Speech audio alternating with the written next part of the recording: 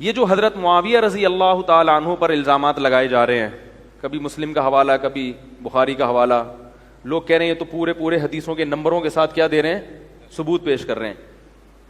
حضرت مفتی تقی عثمانی صاحب اس وقت اگر میں یوں کہوں کہ پوری دنیا میں چند بڑے بڑے علاموں میں سے ایک ہیں تو یہ میرا دعویٰ غلط کیا ہو گیا بھائی؟ اچھا تو یہ میرا دعویٰ غلط انشاءاللہ نہیں ہوگا۔ اتنے بڑے عالم ہیں، تقوی کے لحاظ سے پیدا علماء کے خاندان میں ہوئے، مسلک پرستی ان کے قریب سے بھی نہیں گزری، ہیں حنفی، فقہ حنفی کو فالو کرتے ہیں۔ مسلک پرستی یہ نہیں ہوتی کہ آپ کسی فقہ کو فالو کر رہے ہیں، آپ اپنے فقہ کے علاوہ سب پہ تان و تشنیع شروع کرتے ہیں، تو یہ عمل کیا کہلائے گا بھائی؟ فالو تو ایک عثمانی صاحب کی بات عرض کر رہا تھا، علماء کے گھرانے میں پیدا ہوئے، بڑے بڑے بزرگوں کی صحبت اٹھائی۔ اس وقت پوری دنیا میں شاید ہی گنے چنے کچھ لوگ ہوں جن کا علم اور تقوی حضرت مفتی تقی عثمانی صاحب کے لیول کا ہو۔ تو یہ جو حضرت معاویہ پہ الٹے سیدھے فضول قسم کے الزامات لگائے جا رہے ہیں، یہ ان تمام الزامات کا حضرت مفتی تقی عثمانی صاحب جواب دے چکے ہیں۔ ان کی کتاب ہے حضرت معاویہ پر لگائے گئے الزامات کے جوابات۔ جب خلافت و ملوکیت لکھی گئی تھی تو اس میں یہ سب سے پہلے حضرت معاویہ پہ الزامات لگائے گئے تھے، اور اس کے بعد پھر جو ان کے شاگردوں نے لگائے، ان کے تمام کے جوابات آپ کو مل جائیں گے کس میں؟ حضرت مفتی تقی عثمانی صاحب کی کتاب ہے حضرت معاویہ پر لگائے گئے الزامات کے جواب۔ اس میں وہ پوری روایتوں کی انہوں نے تحقیق، اور کس لفظ کا کیا مطلب ہے اور اس کا ترجمہ کیا کیا جا رہا ہے، وہ آپ پڑھ لیں۔ باقی یہ بات خوب یاد رکھو، یہ بھی ایک پروپیگنڈا ہے۔ اس وقت جو حضرت معاویہ کے دفاع میں بات کرتا ہے اس کو حضرت علی کا اور اہل بیت کا دشمن سمجھا جاتا ہے۔ یہ بھی کیا ہے؟ پروپیگنڈا ہے۔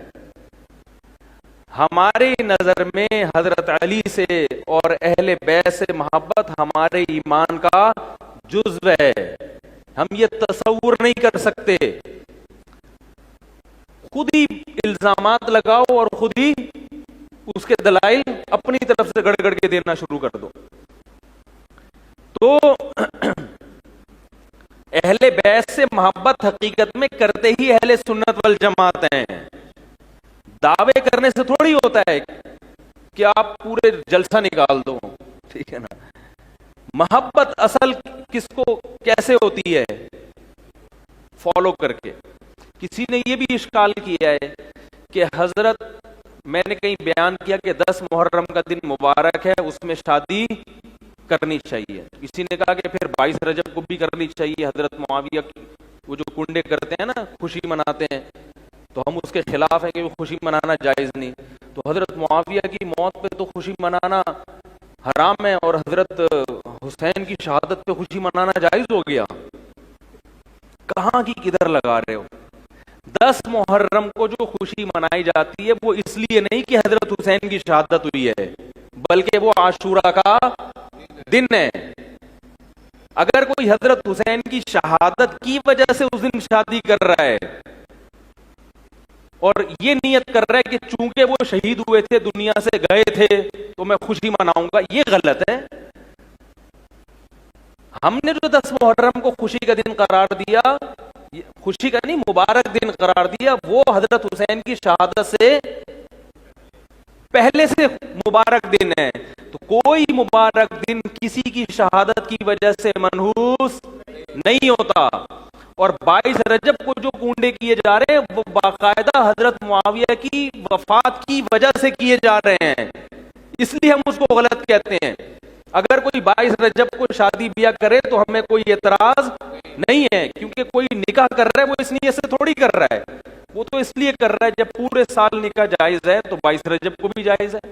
لیکن کنڈے پکانے کی نیت کیا ہوتی ہے؟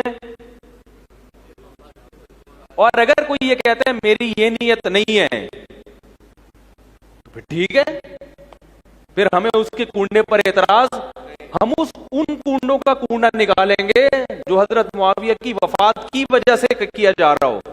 اگر کوئی کنڈا ان کنڈوں کی وجہ سے نہیں ہے، اس کنڈے کا کنڈا نکالنے کی ہمیں ضرورت نہیں ہے. وہ رول پراٹھے ہیں، کھاؤ اپنے خرچے پہ، جو کھا سکتے ہو کھاؤ بھائی. کیا خیال ہے بھائی؟ ہم نے کب منع کیا ہے؟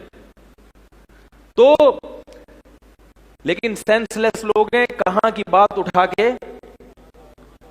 رہا یہ مسئلہ کہ حضرت 10 محرم حضرت یہ اسلام میں مبارک دن تھا. مبارک دن کی کیا دلیل ہے؟ رمضان یہ مبارک ہے یا نہیں؟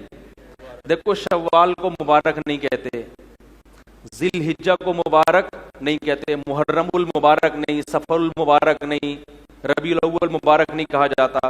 مبارک کا لفظ کس کے لیے لگا ہے؟ رمضان کے لیے. کیوں؟ رمضان میں کیا ایکسٹرا کیا کام ہوتا ہے؟ رمضان میں جو ایکسٹرا ہوتا ہے روزے ہوتے ہیں نا. تراویح بھی ہوتی ہے مگر کوئی فرض نہیں ہے. وہ روزہ کیا ہے؟ روزہ فرض ہے. تو روزے کی وجہ سے رمضان کو کیا کہا جاتا ہے؟ تو پتہ چلا روزے والا دن منحوس نہیں ہوتا. عاشورہ کے دن کیا حکم ہے حدیث میں؟ روزہ رکھنے کا. تو پتہ چلا یہ دن بھی کیا ہے؟ مبارک دن ہے. سمجھ رہے؟ اب جو دن مبارک نبی نے قرار دے دیا وہ کسی کی شہادت کی وجہ سے منحوس نہیں بنتا. اس کی دلیل عید الفطر میں اگر حضرت حسین کی شہادت ہوتی بالفرض، شہادت تو کسی بھی دن ہو سکتی ہے، تو کیا ہم عید منانا چھوڑ دیتے؟ بولو نا بھائی. کیا عید الاضحیٰ یا عید الفطر منانا چھوڑ دیتے؟ خوشی منانا چھوڑ دیتے؟ بھائی عید کا دن جب شریعت نے پہلے سے خوشی کا دن رکھ لیا تو اب آپ اس میں کسی بھی وجہ سے اس کو غم کا دن نہیں قرار دے سکتے آپ اس کو. تو عاشورہ کا دن شریعت نے پہلے سے مبارک قرار دے دیا. تبھی بعض روایتوں میں آتا ہے اس دن کھلاؤ، اگرچہ وہ روایتیں ضعیف ہیں لیکن اس میں علماء کا اختلاف ہے. بعض کہتے ہیں حسن ہے، لیکن بہرحال اختلافی مسئلہ ہے. جمہور اسی کے قائل ہیں کہ اس دن کھلانا پلانا، یعنی سحری میں یا افطاری میں دسترخوان وسیع کر دیا جائے. تو وہ بھی اسی بیس پر ہے کہ وہ یہ دن منحوس نہیں ہے. اور جس دن کو مبارک کہہ دیا جائے تو مبارک اپوزٹ ہے کس کی؟ نحوست کی. کالے کی اپوزٹ کیا ہے؟ سفید. تو بالکل الٹ ہے. تو یہ کہتے ہیں نا یہ برکت والا ہے، سعادت برکت قریب قریبی چیزیں ہیں. اس کی الٹ کیا ہوتی ہے؟ نحوست. باقی اہل بیت سے محبت حضرت حسن بھی ہوتے، حضرت حسین بھی ہوتے ہیں نا. بلکہ جو حضرت حسین رضی اللہ تعالیٰ عنہ کی آل اولاد ہے جو واقعی قرآن و سنت کو فالو کرتی ہیں، سعودی عرب میں سب سے زیادہ ہیں سید. وہ بھی 10 محرم کے دن کو منحوس، یہ مدعی سست اور گواہ چست. حضرت حسین کی اولادیں نہیں سمجھ رہی، مگر ایک عام آدمی اٹھ کے جس کا حضرت حسین سے وہ رشتہ نہیں ہے جتنا اہل سعادات کا ہے، وہ زیادہ جو ہے نا وہ اپنے آپ کو محبت ظاہر کر رہا ہے. تو یہ شیعہ حضرات کا مذہب ہے کہ وہ محرم کو منحوس سمجھتے ہیں. تو میں نے آپ کو بتایا کہ کسی ان کے مذہب کو چھیڑنے کی ضرورت نہیں ہے، نہ ان سے بحث کرنے کی ضرورت ہے. ان سے ہمارا بہت سی چیزوں میں اختلاف ہے، لڑنے کی کسی سے اجازت نہیں ہے، نہ بحث کرنے کی. لیکن آپ کو یہ پتا ہونا چاہیے کہ ہمارا کیا ہے اور ان کا کیا ہے. یہ دو الگ الگ راہیں ہیں. اختلافات ہونا یہ تو ہمیشہ سے ہیں اور ہمیشہ رہیں گے. یہ شیعہ سے اختلاف آج سے تھوڑی بہت پہلے سے ہے. تو نہ میرا مقصد اس میں شیعہ لوگوں کی توہین ہے، نہ میرا مقصد ہے کہ آپ شیعوں سے بحث کریں. میرا مقصد ہے کہ بھئی شیعہ کا مذہب ہے، ان کے دلائل کا اسٹائل اور ان کا سوچنے کا اور ان کا مسائل اخذ کرنے کا اصول کیا ہے؟ وہ الگ ہے ہم سے. ہمارے اصول الگ ہیں.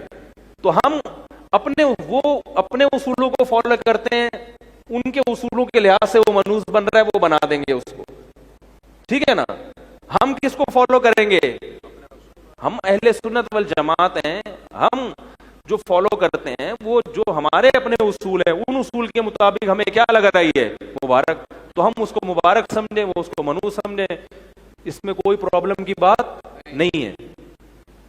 مسئلہ یہ کہ نہ ہم ادھر کے رہیں نہ ادھر کے رہیں، پھر مسئلہ کیا ہو جائے گا، پھر خراب ہو جائے گا۔ تو آپ کو یہ پتا ہونا چاہیے ہمارا اس بارے میں مسلک کیا ہے، بس میرا یہ مقصد ہے۔